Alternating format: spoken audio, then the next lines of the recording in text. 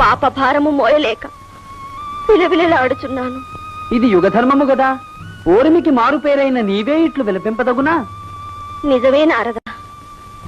శ్రీహరి పాదస్పర్శతో ఒడలు పులకరించి సస్య శ్యామలనే నా కష్టములన్నీ మరువగలను. ఎంతటి పాపభారమైనను మోయగలను.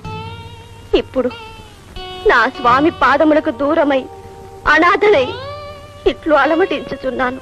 నీ పాప భారము తీర్చుటకే గదా నారాయణుడు యుగ యుగములా అనేక అవతారములెత్తినాడు.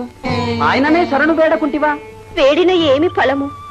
శ్రీదేవి నా స్వామిని వైకుంఠము నుండి కదలనీయకున్నది. అవునవును, సవతుల మధ్య అసూయ సహజమే గదా. నారదా, ఎటులైన నా స్వామి భూలోకమున అవతరించు మార్గము చూడుము. ఆయన నాపై అడుగిడిన చాలును. ఆ పరమాత్ముని పాదస్పర్శతో నా భారమంతయు తీరగలదు.